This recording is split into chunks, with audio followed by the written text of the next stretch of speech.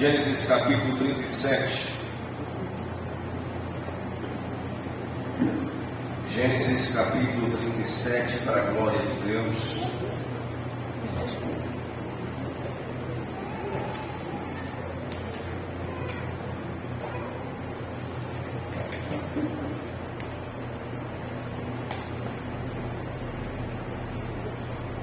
Versículo de número 18. Primeiro livro da Bíblia, Gênesis capítulo 37, versículo 18, para a glória de Deus. Amém, irmãos? Amém. De longe viram, e antes que chegasse, conspiraram contra ele para o matar. E diziam uns aos outros: lá vem o sonhador. Vinde, pois, agora, matemos e lancemos numa cisterna, e diremos ao animal selvagem e o comeu, e vejamos o que darão dos seus sonhos. Amém? Amém. Podem sentar, irmãos. Glória a Deus. Aqui nós observamos a palavra de Deus de um certo jovem, de um certo moço, um dos mais novos do seu pai, Jacó. A Bíblia diz que Jacó teve 12 filhos, e José fazia parte desses 12. José, ele era o penúltimo filho. Também José foi o primeiro filho que ele teve da sua esposa, que ele amava grandemente. E a Bíblia diz que José, ele crescia de uma forma diferente. José, ele crescia com uma sabedoria tão grande sobre a sua vida, que tudo que José colocava as mãos prosperava. Nós observamos aqui na palavra de Deus que a confiança que Jacó tinha tanto em José, que José era aquele filho que ele ia para ver como é que estava o serviço dos seus irmãos. Ele era um bom administrador.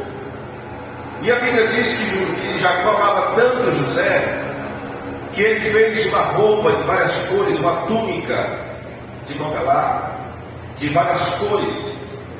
E a Bíblia diz que os seus irmãos olhavam para José e o desprezavam, porque Jacó amava mais José, pois era o filho da sua velhice com Raquel.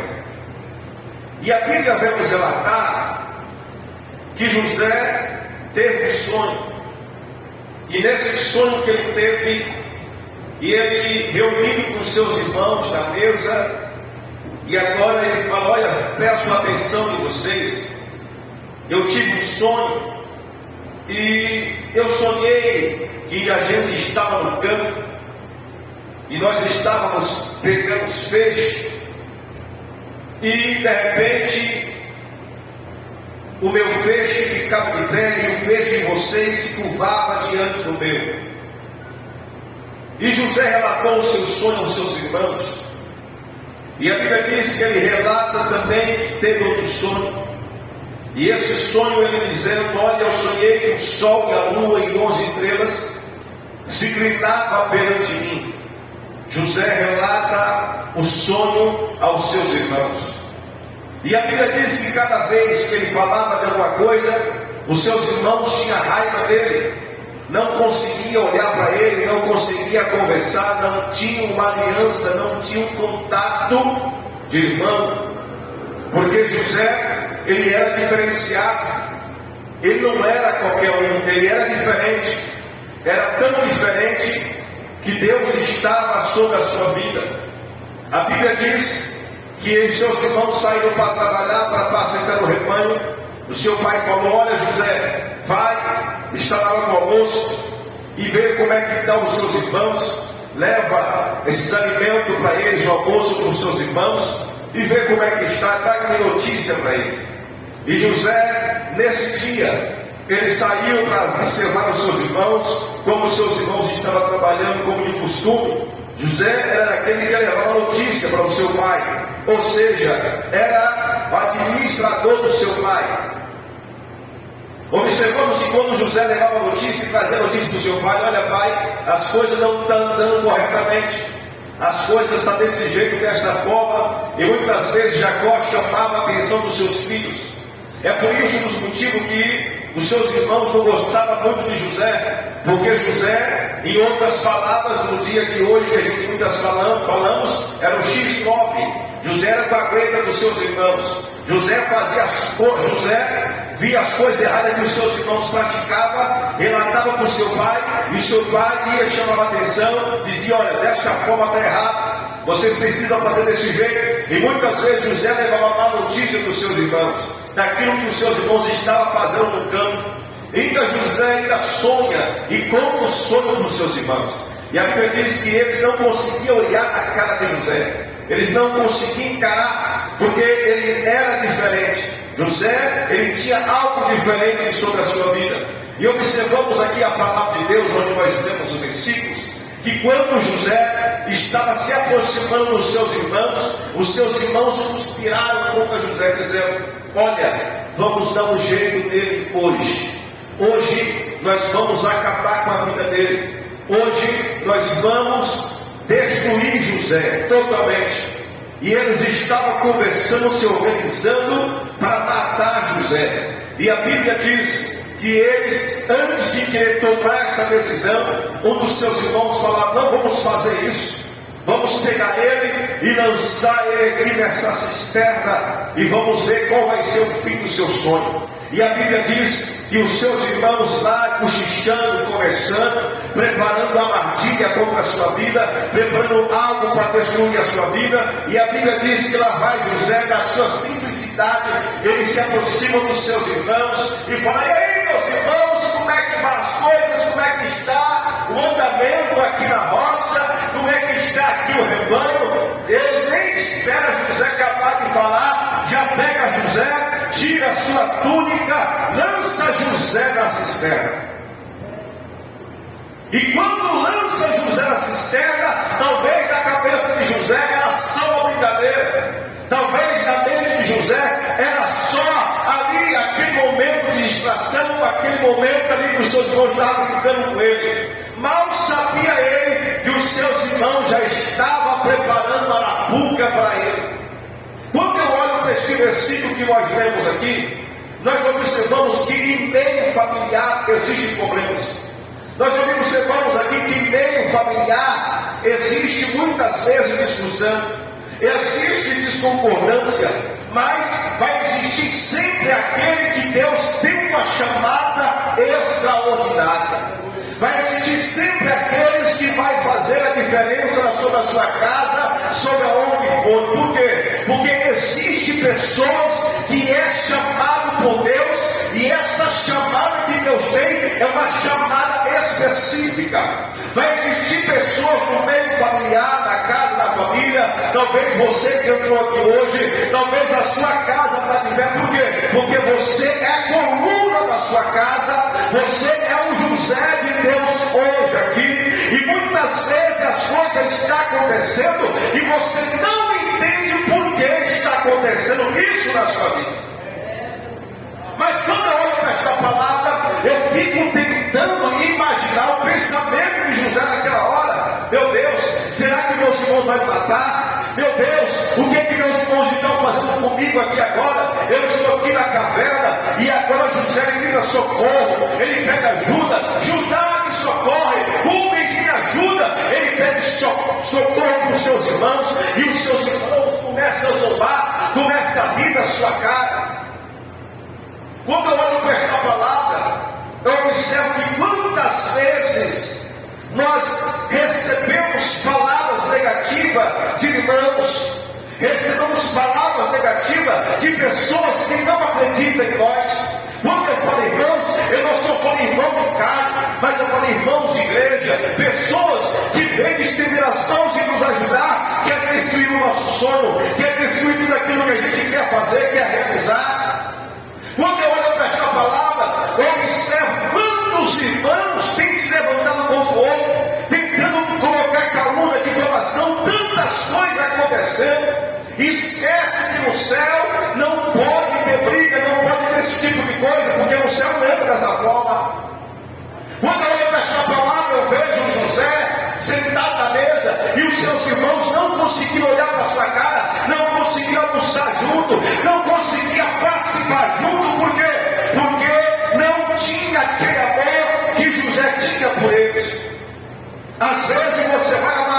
mas alguém não vai amar você. Às vezes você vai estender as mãos, mas esse alguém não vai estender as mãos para você. Às vezes você vai ajudar alguém da sua família, e quando você precisar, a sua família vai te abandonar, o teu irmão vai te abandonar, alguém vai abandonar você, mas Deus está te observando tudo o que está acontecendo. Então, quando nós observamos aqui a palavra de Deus, nós entendemos que o sofrimento de José não começa aí no poço. O sofrimento de José começa ainda na casa de Jacó. Porque os seus irmãos não conseguiam falar, não conseguiam ter um relacionamento, não conseguiam ter uma atitude de irmão, uma brincadeira de irmão. Olhava José e desprezava. Porque José era aquele que levava o recado e falava para o seu pai está assim, passado. E ainda por cima tem sonhos de revelação. E a Bíblia diz que agora José é lançado na cisterna, e na cisterna ele fica ali o dia inteiro. Ele fica naquela cisterna, os seus irmãos roubando, os seus irmãos colocando as suas mentes: nós vamos matar, nós vamos acabar com a vida dele, esse sonho dele não vai se cumprir, ele não vai mandar em nós, ele não vai falar do nosso pai aquilo que a gente faz errado mais. José estava ali numa situação difícil. Naquele momento ali, a situação dele era precária. Por um fio, a sua vida poderia ser levada. Mas a Bíblia diz que o seu irmão Rubens, o mais velho, se decidiu e falou: não vamos fazer isso com nosso irmão, pois é nosso irmão, ele é sangue nosso, não vamos tirar a sua vida. Mas de tudo do seu irmão Rubens era tirar José daquele lugar e devolver para o seu pai. Mas os seus irmãos que estavam ali naquele momento em 10 queria totalmente arrancar a vida de José, acabar com a vida de José. Quantos têm tentado acabar com a sua vida? Quantos têm tentado destruir a sua vida? Se você está aqui hoje por causa da graça e da misericórdia do Pai, se você está aqui hoje porque a misericórdia de Deus alcançou, porque muitos tentou contra a sua vida, muitos tentou te parar, muitos tentou destruir os seus sonhos, muitos tentou destruir o seu objetivo. Sabe por quê? Porque tudo que você coloca as mãos prospera, tudo que você coloca as mãos, as coisas vão para frente, tudo que você coloca as mãos, as coisas fluem, do nada as coisas começam a acontecer. Por quê? Porque Deus é na sua vida, e alguém coloca no lugar de você, coloca uma resposta em você, te dá uma resposta quando você fala uma coisa, não concorda com as suas coisas que você fala, mas não entende que Deus está com você. E quando Deus está com alguém, até no poço Deus está com ele. Porque no poço ali, enquanto os irmãos estavam reunindo para destruir, logo o próprio Deus envia uma caravana de ismaelitas, uma caravana de contadores, pecadores. E agora alguém diz: olha, não vamos matar, vamos fazer o seguinte, nós vamos lucrar. Está precisando de dinheiro, meu irmão? Eu estou e você também estou. Vamos vender ele. Vamos negociar aqui com nós aqui, vamos oferecer um preço para essa caravana que está chegando aí. Vamos vender o nosso irmão. E a Bíblia diz que agora José é vendido por 20 pratas, 20 moedas de pratas. E agora José entra no desespero, porque agora um menino, um moço jovem, 17 anos, que tinha tudo em casa, agora é levado como escravo. Ele sabia que como escravo a sua vida seria difícil. Ele sabia que a sua vida como escravo seria uma vida muito complicada. Ia ficar de mão em mãos, sofrendo, padecendo. Porque existem coisas que o próprio Deus vai permitir para eu e você passar, que a gente não entende. Que às vezes a gente fica questionando com Deus: eu nasci para sofrer. Deus, eu sou escravo. Deus, a minha vida é assim, é desse jeito. Eu só vim para sofrer nesse mundo. Olha para a minha vida, eu dou um passo para frente e 10 para trás. Quando eu penso que a coisa vai, a coisa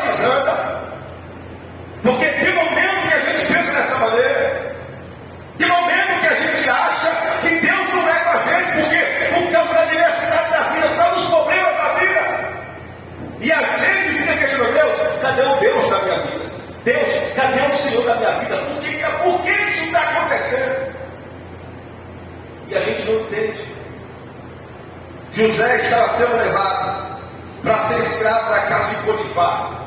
E a Bíblia diz que lá na casa de Potifar, Deus estava na vida dele. E ele colocava as mãos em tudo e prosperava. Porque mesmo não sendo escravo, Deus estava na vida dele. Mesmo sofrendo longe da sua família, orando ao seu Deus, pedindo para Deus socorro, pedindo para Deus ajuda, pedindo para Deus resolver a sua causa naquele momento, porque ele estava na escravidão. E mesmo na escravidão, longe da sua casa, ele continua fiel a Deus e tendo o temor de Deus no seu coração. Independente de qualquer coisa, seja fiel a Deus. Independente do vale que você está passando, continua sendo fiel a Deus. Se o seu irmão te lançou na cisterna, se o seu irmão não vai com a tua cara, se o seu irmão não quer o teu bem, não tem problema. Continua você fazendo a sua parte. Continua você fazendo o querer de Deus, efetuar de Deus. Porque vai chegar um dia, e esse dia vai chegar, que Deus mudará a sua história. Glória a Deus. Ele muda a sua história. Mas existe um processo. E o processo é difícil. O processo nós não queremos passar. A gente vê essa história e a gente se alegra. Porque nós sabemos que do nada virou alguém. Mas o difícil foi passar pelo processo. O difícil foi ser desprezado, ser caluniado, ser preso. Porque às vezes nós temos tantas coisas da parte de Deus, mas na hora do processo, da dificuldade, a gente não permanece fiel.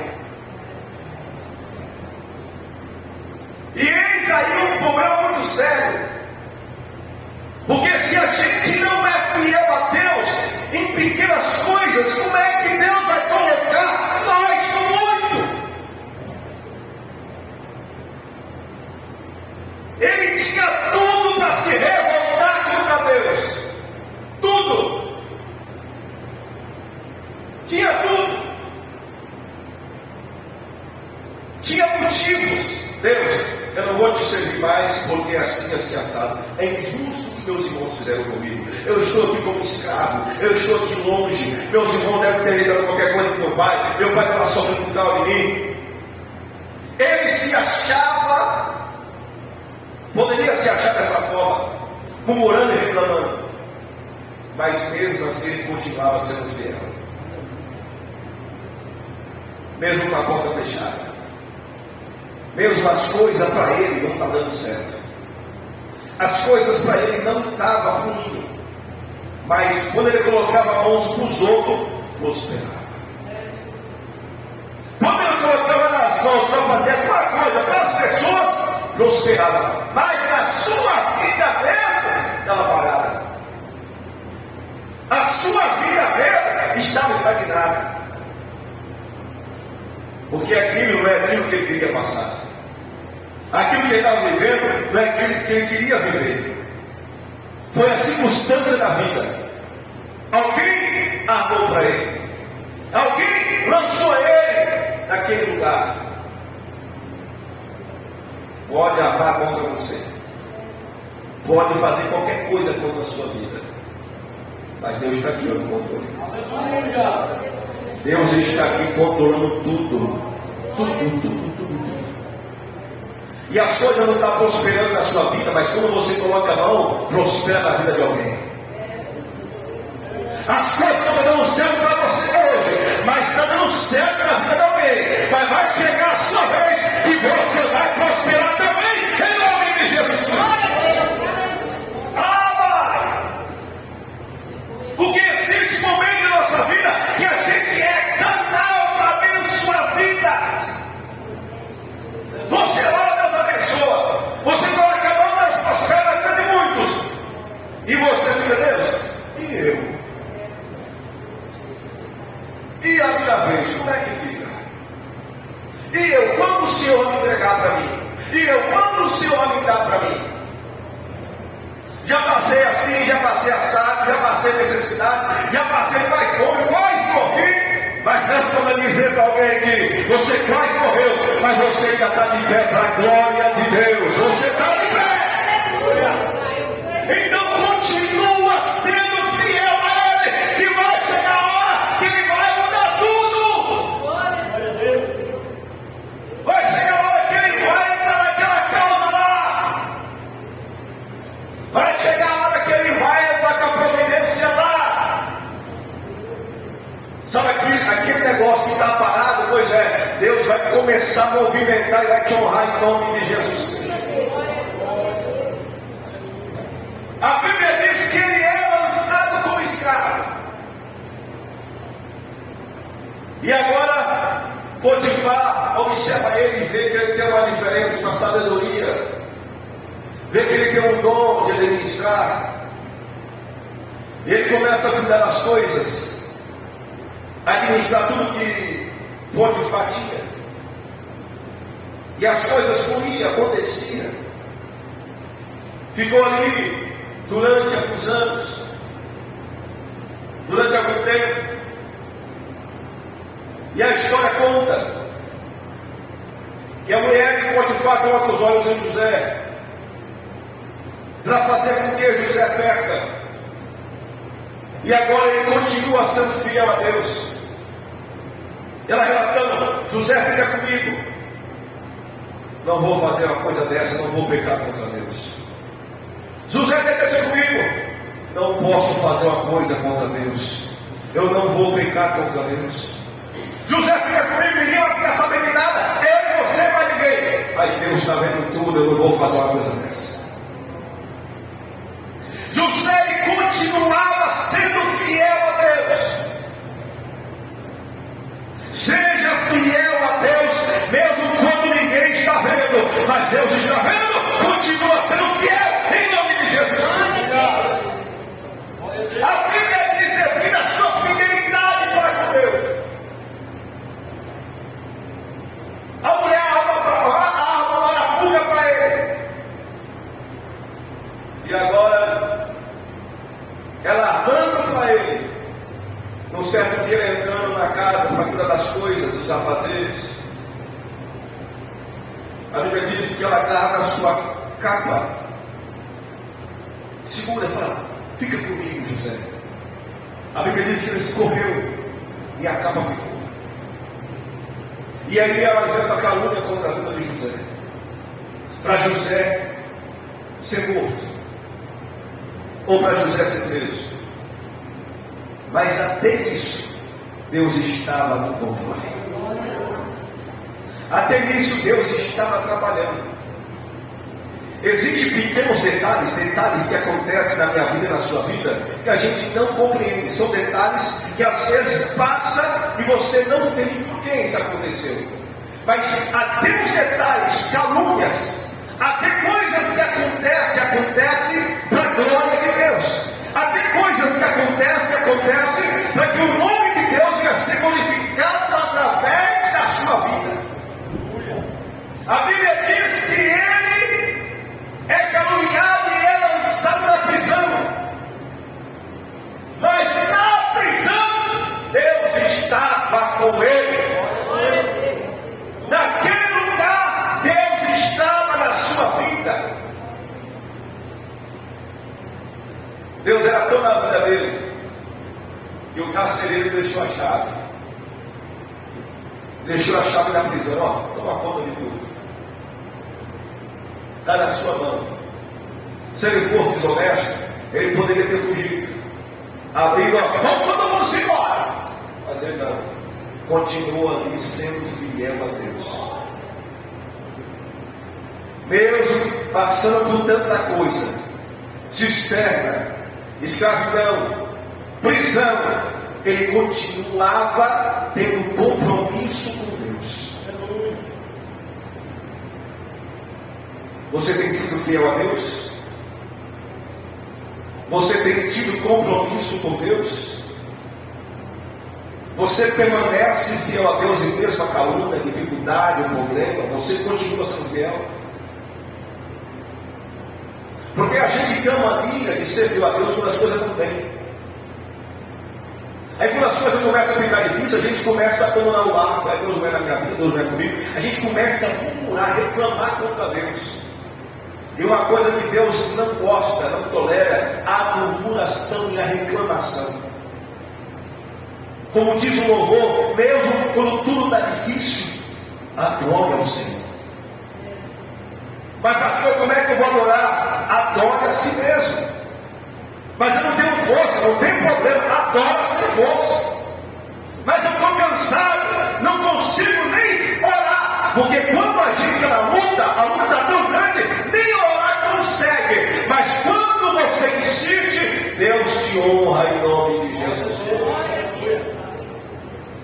Então, se você quer ver a providência de Deus, a provisão de Deus chegar na nossa vida, temos que permanecer fiel a Ele. Em tempo de paz, em tempo de guerra, em tempo de prosperidade, ou em tempo de escassez. É difícil? É. Não é fácil? Não é. Mas aquele que é fiel alcança de Deus tanta coisa, mas tanta coisa, que por fim ele não acredita como chegou lá. Aquele que é fiel a Deus, ele alcança de Deus tantos benefícios, que muita gente vai chegar e vai falar assim: ó, chegou aí, chegou, foi fácil, hein? Está nesse carro mais elevado aí, tá?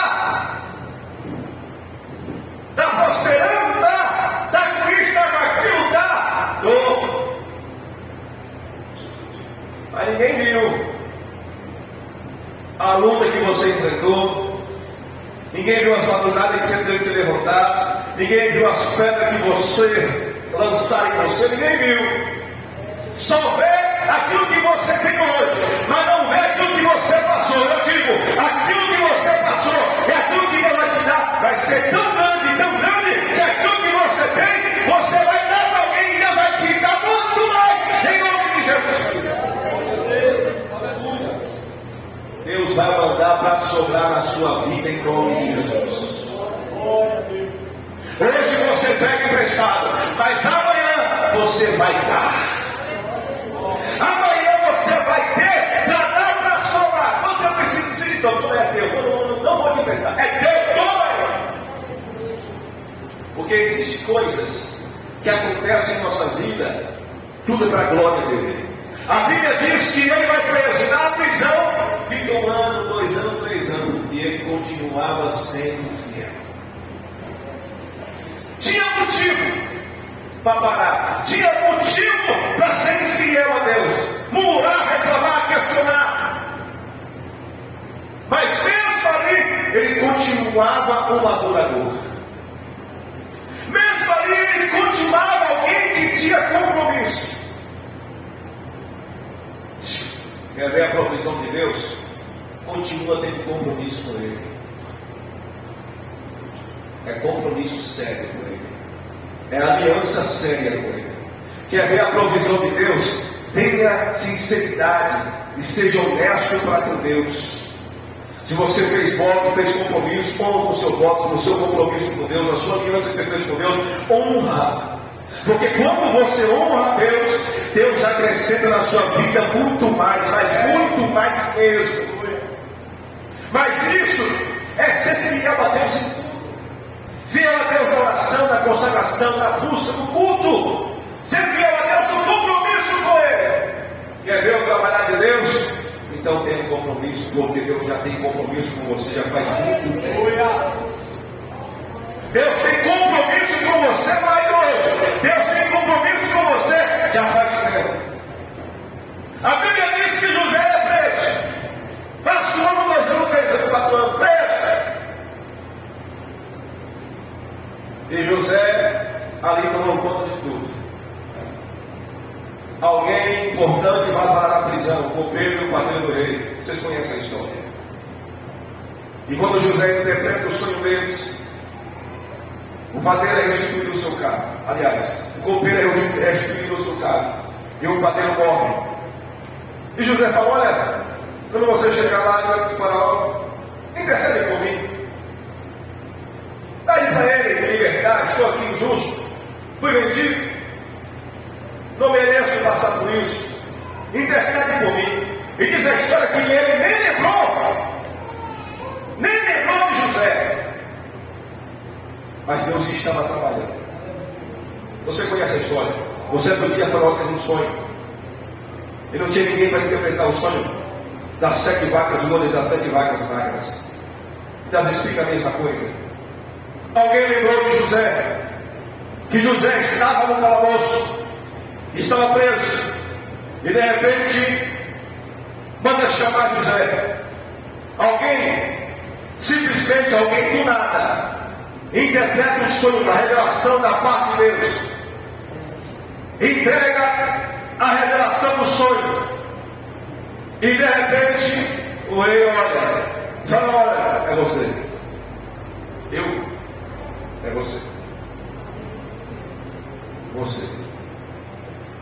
você vai tomar conta de tudo aqui, você vai ser governador aqui, você vai tomar conta de tudo. Só eu serei maior que você. Todo mundo vai ter que abaixar a cabeça e vai ter que te respeitar e te cumprimentar como se fosse um rei. Você vai ser governador aqui. E alguém, eu fico imaginando alguém vem de José lá. Talvez alguém, ó, foi fácil. Foi fácil chegar aí. Talvez alguém pense que foi fácil para você chegar aqui onde você chegou aqui hoje. Talvez alguém para você ver a sua vida como é que está hoje. Ainda não atingiu um sonho tanto que você queria, mas você chegou num patamar elevado. Que alguém para você foi fácil. Foi uma mãozinha com açúcar para ela, foi uma mãozinha com açúcar para ele, foi fácil. Mas quantas vezes você chorou e ninguém viu? Quantas vezes você pensou em desistir e ninguém viu? Era você e Deus ali. Quantas vezes que você até falou: Deus, se o Senhor não mudar a minha história, eu vou acabar tirando a minha própria vida, porque não aguento mais. E você até pensou em tirar a sua própria vida, mas o Espírito Santo foi lá, te visitou e falou: não faça isso, eu te amo. Não faça isso, tem um projeto para você ainda nessa terra. Não faça isso, não acaba com a sua vida, porque eu tenho coisas grandes para te dar ainda. Porque quando a gente está lá embaixo, a gente acha que está esquecido, e alguém fala: cadê o Deus da sua vida? Porque as pessoas é assim. As pessoas condenam. As pessoas olham pelo aquilo que você tem. Se você tem alguma coisa, Deus é na sua vida. Se você não tem nada, Deus não é contigo. Você está lá para outra, as coisas estão dando certo, Deus não é com você. O ser humano é assim, mas Deus não. Se você continuar sendo fiel, Ele sempre vai estar com você em qualquer hora da sua vida. Mesmo no momento mais difícil, mesmo no momento da escassez, mesmo no momento que você acha que está tudo perdido, Deus vai te pegar lá e vai te levantar de novo, vai te colocar de pé de novo, porque Deus não quer ver você sofrer, Deus não quer ver você chorar, mas Deus quer ver você chorar, mas de alegria na presença dEle. Por isso eu digo: enxuga as lágrimas nesta noite e chora, mas chora na presença de Deus, porque Deus está mudando a sua história em nome de Jesus Cristo. Chora, mas chora de alegria, porque tem provisão de Deus chegando para você em nome de Jesus Cristo. Alguém que olhou e não acreditou vai ter que olhar e dizer: Deus está na vida dela, eu acredito, Deus está com ela. Toma posse desta palavra. Toma posse desta palavra em nome de Jesus Cristo. Se o vento está soprando na sua vida, se a dificuldade está batendo na sua porta, continua servindo a Deus, continua olhando para Ele, continua tendo compromisso com Ele, cansado ou não cansado, querendo parar ou não querendo parar. projeto que Deus tem, está lá na mão de Deus o projeto, e Ele está desenhando a sua história para a glória de Deus. Se coloque em pé, Jesus.